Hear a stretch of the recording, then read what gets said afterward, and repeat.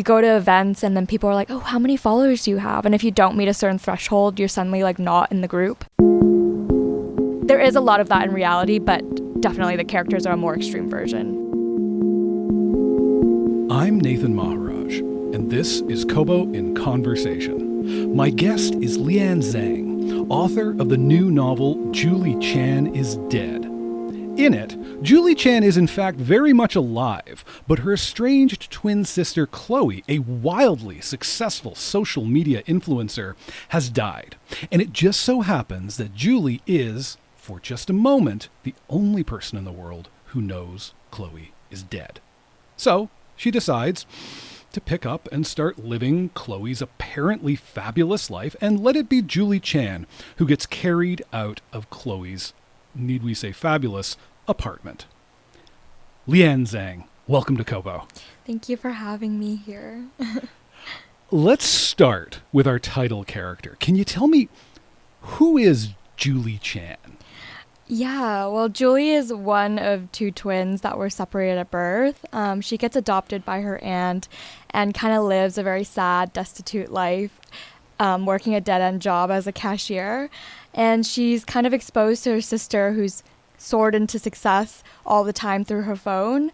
She becomes kind of this, like, you know, has a slight victim complex, but kind of witty, so she's kind of likable, but overall not the best person, but a very fun person to watch and read, I think. Yeah. She is fun. Yeah.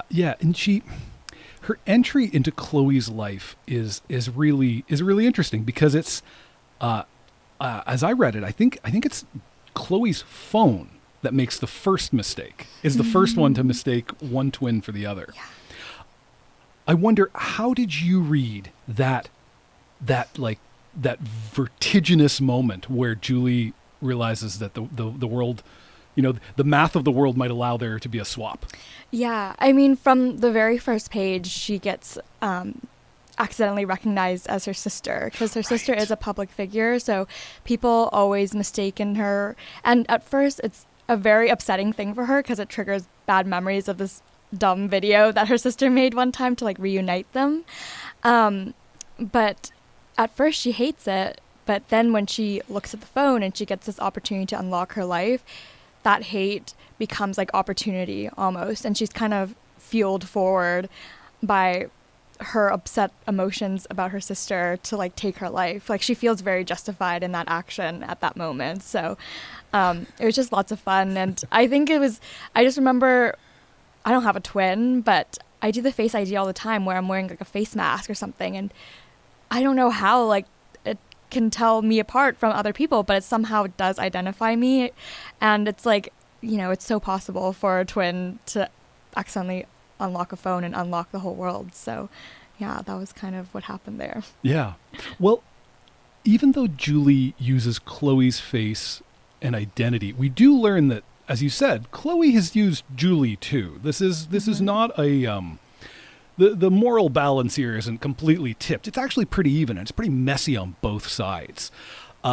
Julie, you know, did this poor sister thing with Chloe used Julie. See how easily this one. As a target for her generosity to do this act of largesse. So like nobody's got clean hands. I wonder, were you ever worried about the reader saying, I don't like anybody here. This is a novel full of jerks.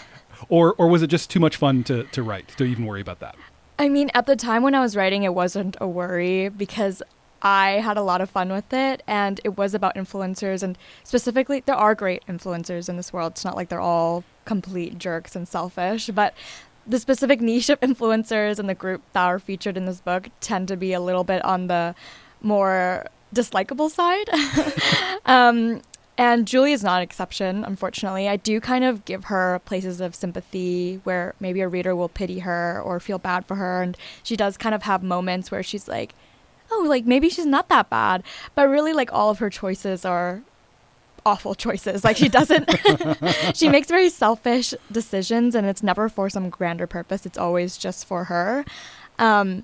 While I was writing it, that was not a concern. It was like kind of as the timeline of the book progressed and as it got closer to publication, I was like, oh my God, people, like random people I don't know are going to read this. And that was when I started to get worried. But by that time, it's like, this is a character, like she has to take her twin's life, and which is a crazy decision to begin with. So she kind of has to be unlikable. And hopefully she's like funny enough and has enough sympathy moments where the reader doesn't absolutely despise her. Yeah.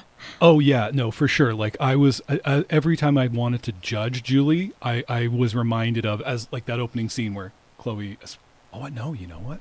Is on the timeline of it, I'm thinking like, is Chloe already dead at that point? She might be, but it's that miserable scene where she's bagging groceries and somebody's like, oh, are you doing this for a stunt? And she's like, no, I'm doing this to feed myself. This is like, my life. Yeah. Yeah. And so, yeah, I don't think I can judge her. I wonder, how was it fun to write? And did it come naturally to write Chloe as such a flawed character as well, to sort of to meet them messily but differently? Mm-hmm. I mean, it was very difficult for me because Chloe is technically dead the whole book. So anything that you learn from her is through like an outside source, like someone telling Julie about her twin, but in like a weird way where technically she's telling like Julie about herself, because technically nobody knows that she's Julie technically. But it was difficult at first to like kind of incorporate her point of view. So I had to incorporate like diary entries and stuff like that. And that was actually a whole process with the editors. It was one of the things that we had to work through to like insert more of Chloe into the book, even though she literally can't really speak to her or anything or give information. Also, everything is distorted by Julie's perspective, and she obviously doesn't like her sister very much. She's very resentful. So I had to like balance that, and mostly it was just a lot of going back and editing, and that part did not come super natural to me, I will say. Yeah. Julie's not a likable character. Yeah. As I've said, Chloe is not perfect either. Chloe's got some things to answer for. But I don't hate them is the thing. Like I kind of understand their choices.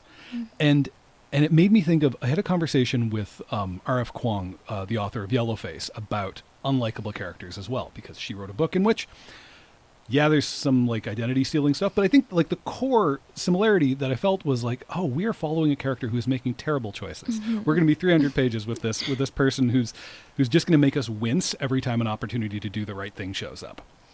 But for Rebecca Kuang, she said, to write that authentically, I have to love the characters. I have to like have that emotional connection where I believe they are. I want good things for them, even if they happen to fail to like make good choices. Do you feel that like that's a requirement? Did you need to love these sisters to write them authentically? I think a little bit. I wouldn't say love necessarily. I think there is an aspect of love to it in that, in a lot of ways, Julie is a bit of a self-projection, I would say. She has a lot of qualities that are like me. She's like Chinese. She's in her mid-20s. She's grown up online. Like some of her viewpoints, like anything she says is technically a thought that I've had to have in order to write it down, So in that way, I guess I kind of love her because there are bits of me that are inside the character.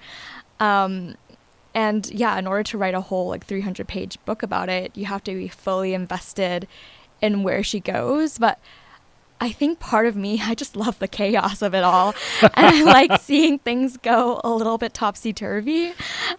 So it's more about that. Like as a reader, I get why people only like to read about likable people, because if you're going to spend so much time with them, you kind of want to like them. But for me personally, I just like to have fun, and I like to watch things go wrong.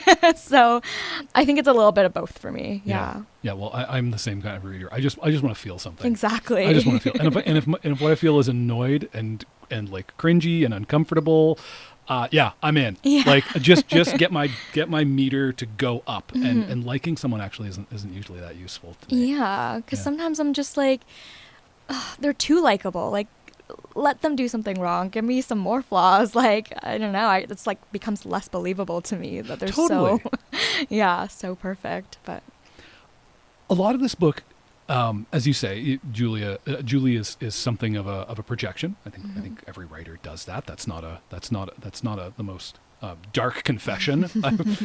A lot of it comes from your observations of the industry of social media influencing. Unlike Julie, you did not find yourself in the position of launching into a pre-existing persona. You had a more gradual and I'd say like normal trajectory where you did a thing and built a thing. Mm-hmm. Tell me about that path that you took in this business. Yeah, well, it started when I was a teenager. I had awful cystic acne, and being chronically online, of course, I just start a skincare account on Instagram to document my skincare journey and to review product and to share with people and to learn more about what other people are using. And it was completely accidental, like gaining followers. I didn't really know how it worked, but I guess like just by naturally engaging with other skincare creators, we kind of just built this community, and then it kind of stretched outwards. And this was at the time when skincare was really becoming like a hot thing to talk about. So I was able to kind of ride the wave quite, I would say, easily, just because it was a teenager and it was like a random thing that I just decided to pick up and just happened to be somewhat successful. But as time went on, I got to meet more people, get more free things. There was like a lot of novelty with it. I loved getting free items. Like, who doesn't love presents delivered to their doorstep every day, and like getting paid money for like one picture and a few sentences? It's like crazy, especially because I was working part-time at the time, and the paycheck I'd get for like 2 weeks was like less than what I'd get for one photo that took me like 30 minutes to make. So for a teenager, it was a huge novelty and I loved it.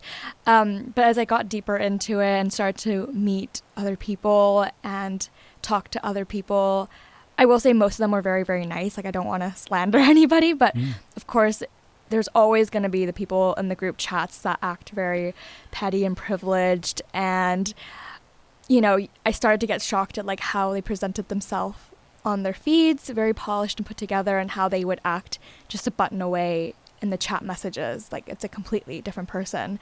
And it was just a lot of that kind of natural like tension and that uncomfortable feeling of what's fact and what's fiction kind of got, translated into this novel, I guess. Yeah. The quality, it seems, that's so precious is authenticity in influencing. But as you depict in the book, it's really hard to be authentic when the whole job is to leverage your persona for advertising. Yeah. And it made me think of like, God, what did we have before influencers? And I guess we had celebrities, right? And so that made me think of like, Dua Lipa promotes a cologne, and that's like a side thing she does. And she puts a post on Instagram or whatever, but then she gets to like do her like quote unquote real job. She gets to like step away from that and go make music and go be Dua Lipa and all that entails.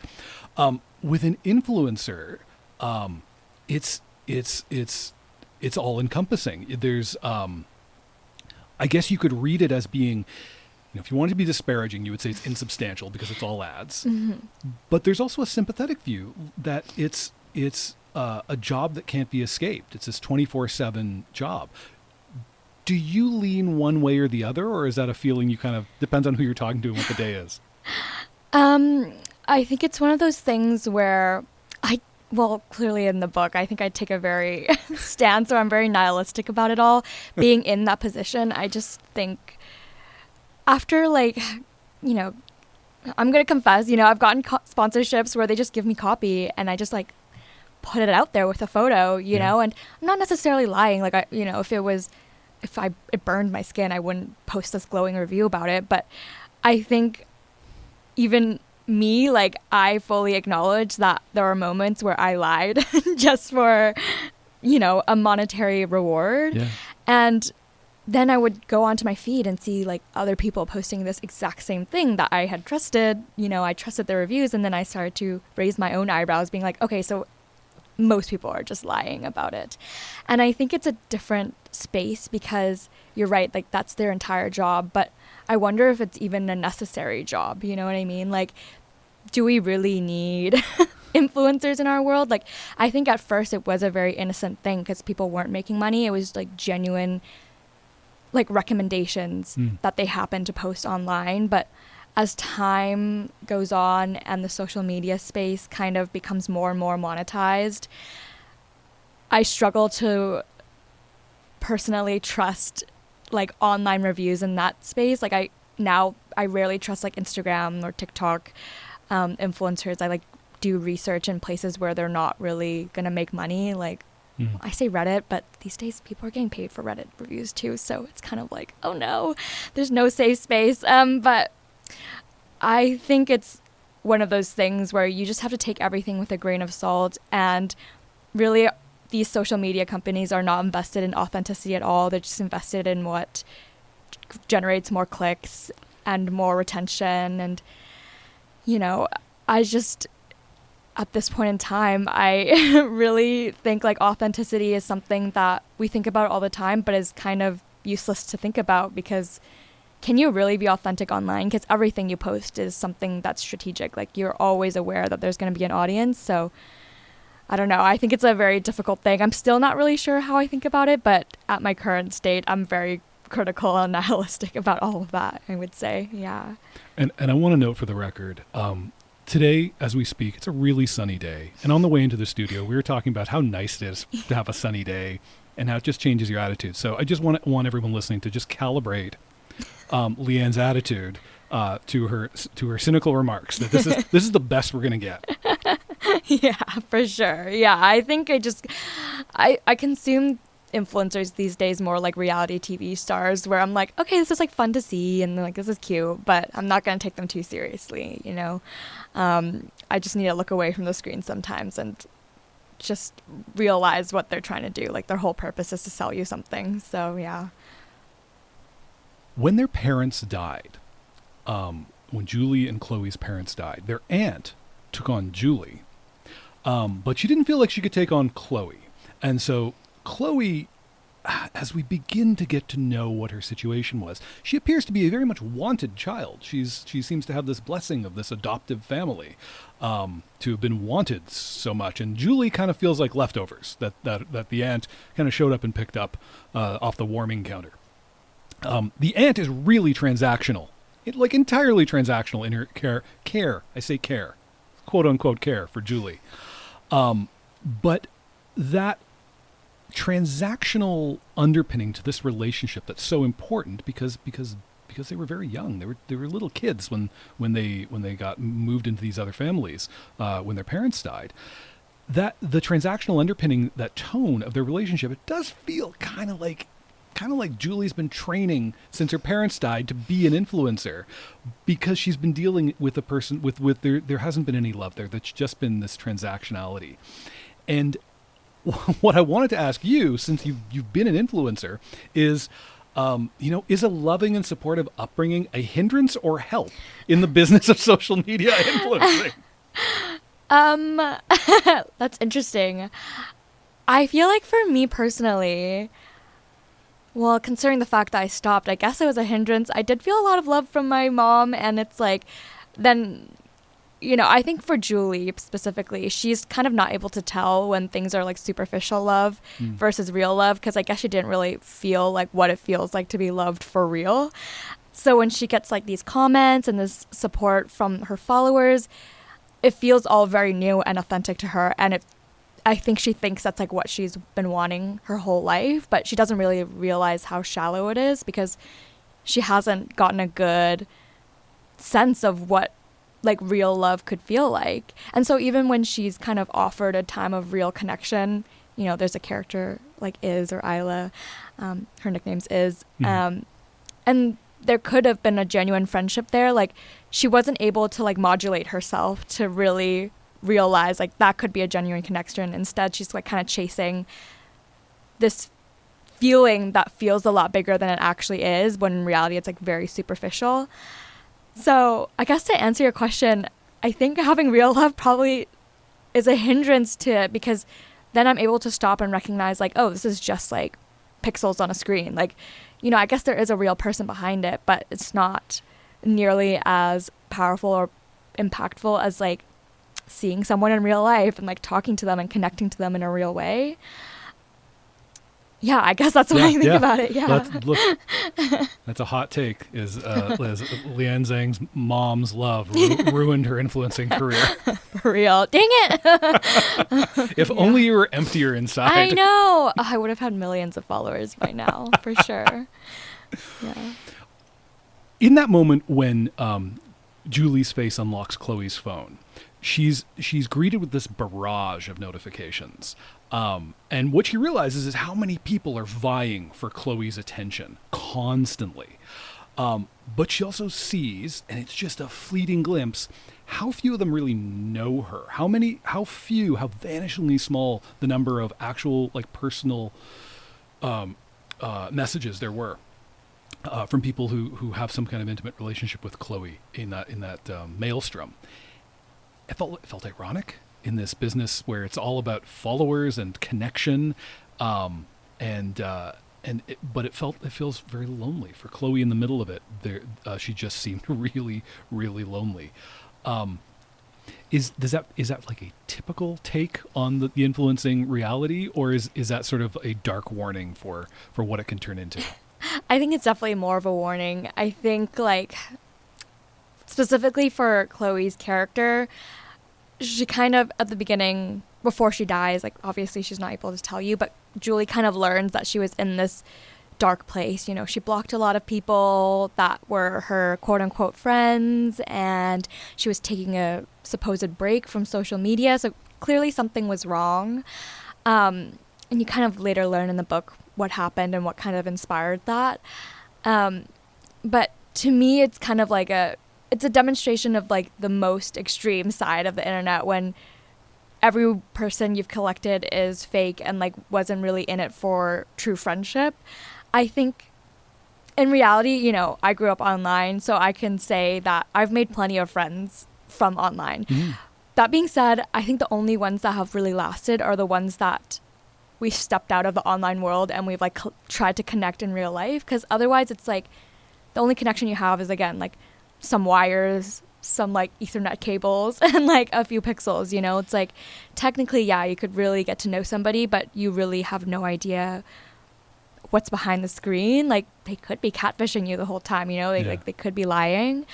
I mean, I see influencers talk about all the time how they get burned out from the world because they realize that nothing is real, and all the friends that they made lost interest in them once they stopped posting content, or, you know, didn't have as much followers. You know, you go to events and then people are like, oh, how many followers do you have? And if you don't meet a certain threshold, you're suddenly, like, not in the group.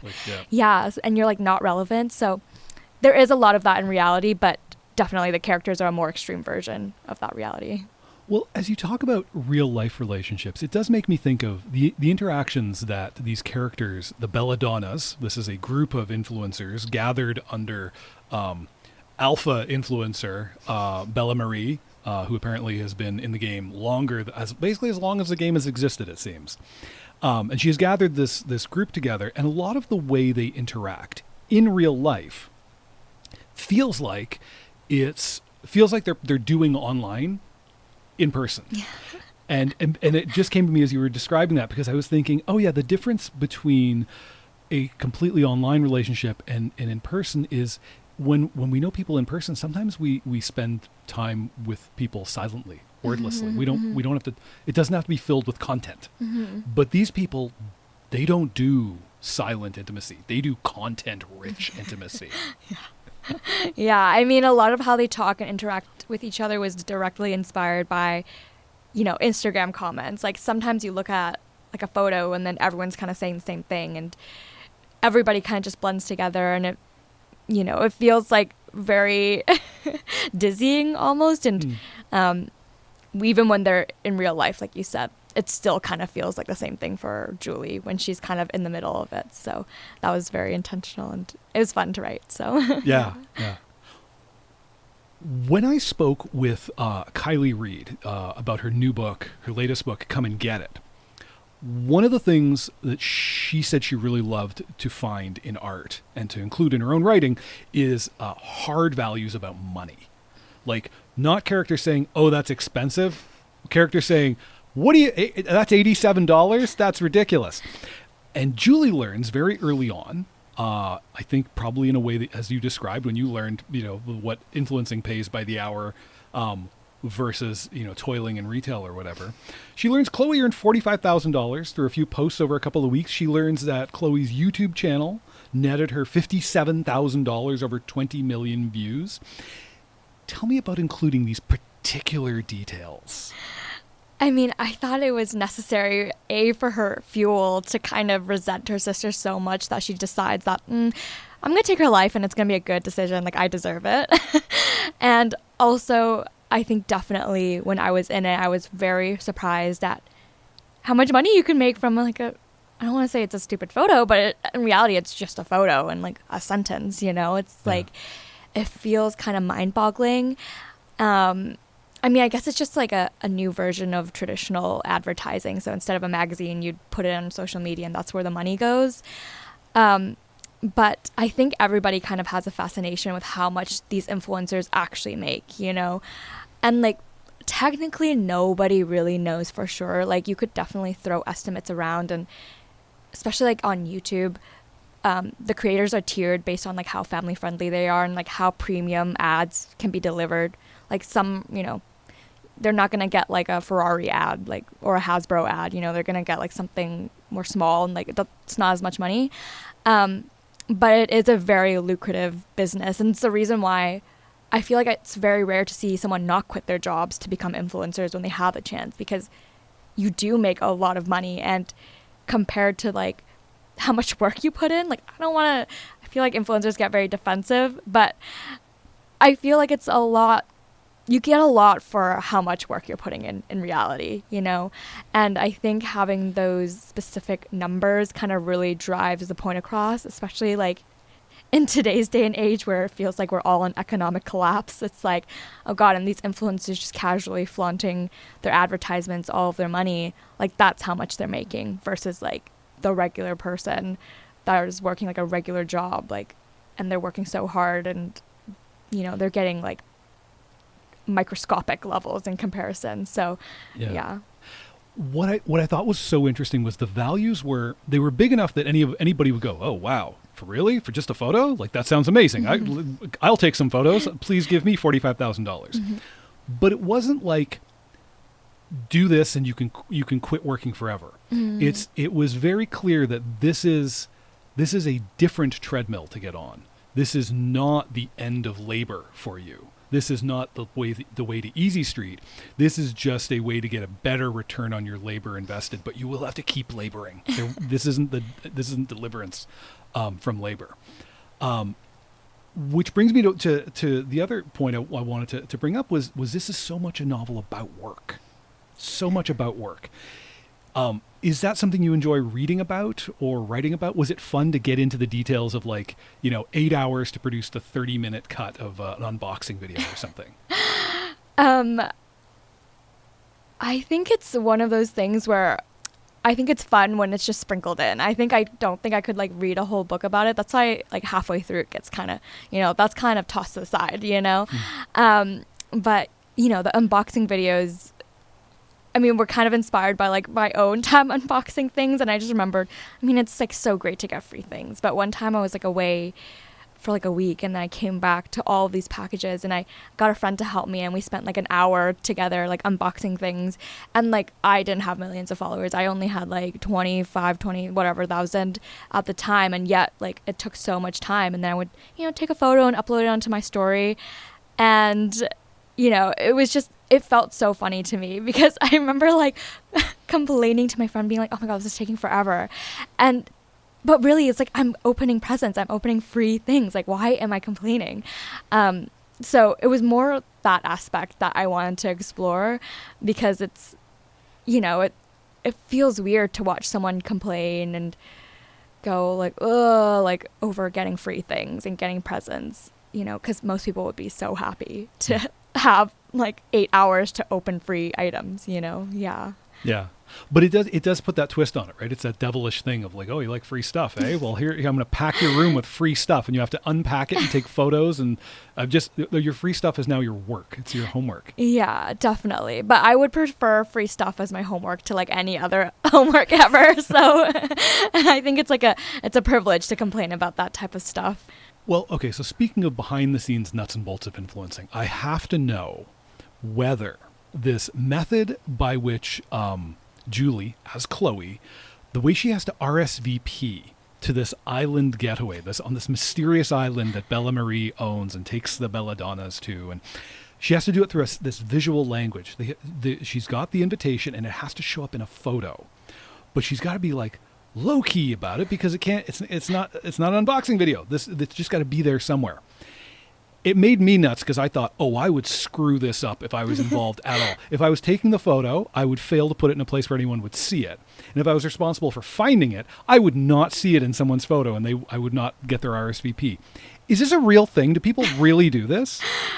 I don't think so. It was definitely, Amazing. I mean, maybe, and like if they do, then we just haven't caught on. But this was just something like a little fun little bit that I thought would be fun because it's like their own secret language. Like, then it helps her feel like really a part of the group. Like technically everything is public, but there's just like the secret little thing that only a few of us girls know about it, and she feels extra special that way. And but really it's just like a photo and it's just a silly little envelope. But I think that a lot of that like stuff does come across with like sponsorships where people are always like, oh, putting a little branded item in the corner and like not really mentioning it, but it's there.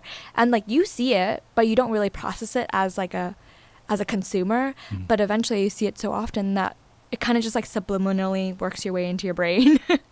And I think it's one of those things where, I mean, it was kind of a reference to that, but mostly it was just a fun way to get this like trip started, I think. Yeah. Yeah, it felt like how Taylor Swift communicates to the most ardent Swifties by like, there was a glove Easter on the eggs. floor. Yeah. Exactly. The glove had one finger folded down, so you know what that means. Yeah. But what it also, it was a lovely touch because it also implies in this really insidious way what an army must be working silently under Bella Marie.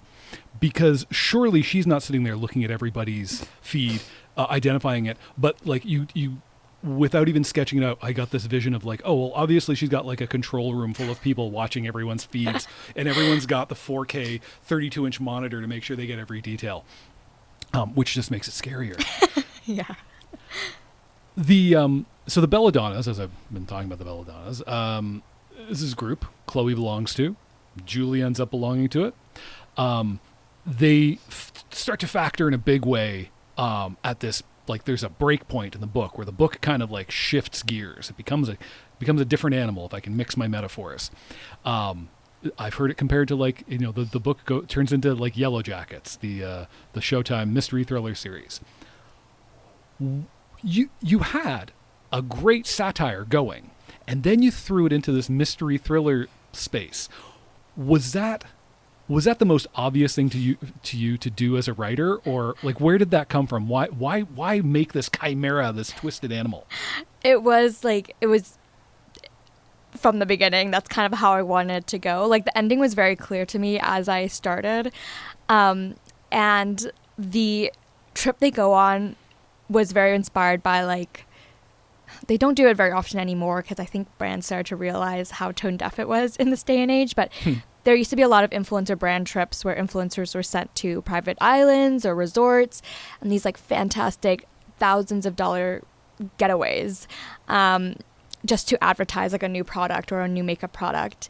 And I don't know, maybe it's just a representation of how messed up my brain is. But of course, when I'm watching these things, I'm always wondering like, oh, they're gone for a whole week, but we only get this 30-minute video or this one TikTok. What else is happening behind the scenes? Like, probably nothing. Probably everyone's chill, having a fun time, eating delicious food and socializing. But, my brain goes completely sideways and I start to think of very insidious things. So when I was thinking of writing a book about these massive influencers and getting to a point where I needed everything to be like a pressure cooker, like that was a very obvious choice to make for me. And again, like, I think I just watched so many of these, like, island retreat videos that my curiosity was bubbling for real. And then it just came out into this really crazy sequence without saying too much, I guess. It's bananas. The thing you're alluding to is bananas. Oh, my God. Are there books that you've read that you looked to as you, like, embarked on this first novel that you were thinking, I want to hit that mark. I want it to feel like that. Or, man, I'd love to pull that trick off myself. Yeah. I mean, you mentioned R.F. Kuang, and, like, Yellowface is one of like the main comps to this. It's definitely more relevant again in the first one when it's mainly just grounded in reality. It's a very like satirical type of take, and you know that book took off like wildfire. So that was definitely like, you know, I would hope to hit some of those marks.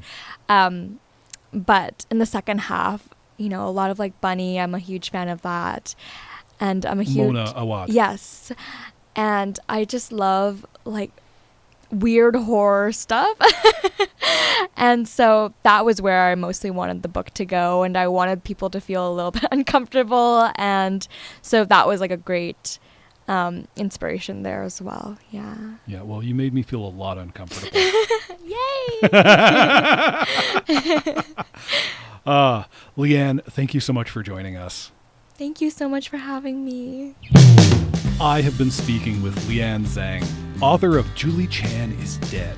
Find it and all of the books we spoke about at kobo.com/conversation. There's a link in the show notes. You should also subscribe in your podcast player. You should follow wherever you're listening. And tell you what, if you enjoyed this one, pretend like you're a book talk influencer and tell someone to listen to it. It's fun, I promise.